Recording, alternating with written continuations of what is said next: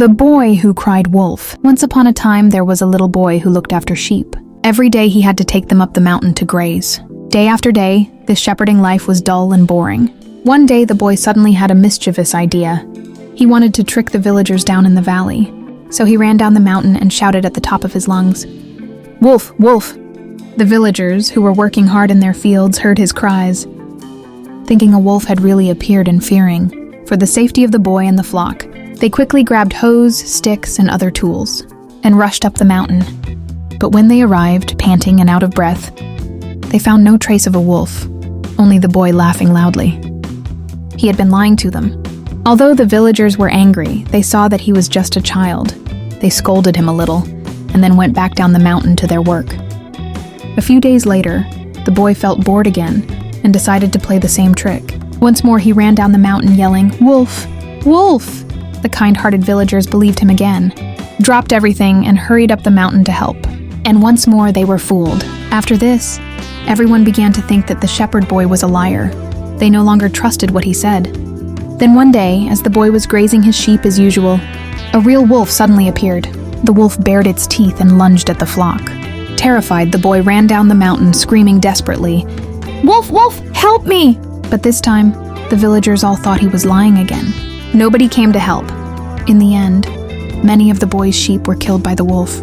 The boy deeply regretted his lies. This story teaches us that lying is a bad habit. It shows disrespect for others and causes people to lose trust in you. We should all learn to be honest and trustworthy. The donkey of Guizhou. A long time ago, in the region of Guizhou, there were no donkeys. The local people had never seen such an animal. One day, a merchant brought a donkey from another place, intending to sell it. The donkey was kept in a shed at the foot of a mountain. Its tall body and strange braying quickly attracted the attention of a tiger living in the forest nearby. The tiger, hiding carefully behind thick trees, watched this unfamiliar creature with curiosity and caution. Covered in gray fur, with long ears that twitched from time to time, and 4 tall, thin legs, the donkey looked unlike any animal the tiger had ever seen. The tiger thought to itself, "What on earth is this strange beast? Could it be powerful?" Not daring to act recklessly, the tiger only observed quietly, hardly daring to breathe. After a few days, the tiger gathered its courage and slowly approached the donkey to test its strength. But the donkey merely lowered its head and quietly continued grazing, showing no reaction at all to the tiger's presence. The tiger circled around the donkey a few times and deliberately let out a low, rumbling roar, trying to scare it. Startled by the sudden noise, the donkey lifted its head, let out a loud bray, and even stomped its hooves forcefully. The tiger was so frightened that it immediately turned around and dashed back into the forest, thinking, "This monster is terrifying. Its call is so loud. It must have even more powerful tricks."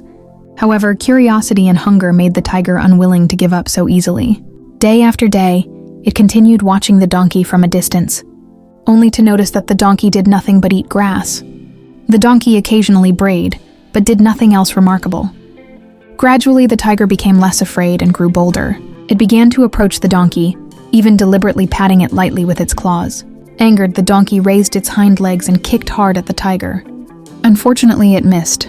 Seeing that the donkey had only this one trick, the tiger was overjoyed. So that's all this creature can do. Losing all fear, the tiger suddenly leapt forward and bit into the donkey's neck. The poor donkey had no time to react before it became the tiger's meal. From this story comes the idiom, Chen Lu Ji Qiong, Chen Lu Ji Qiong, the donkey of Guizhou, which is used to describe people or things that may look powerful on the surface, but in fact have little real ability, and exhaust their last trick in the end.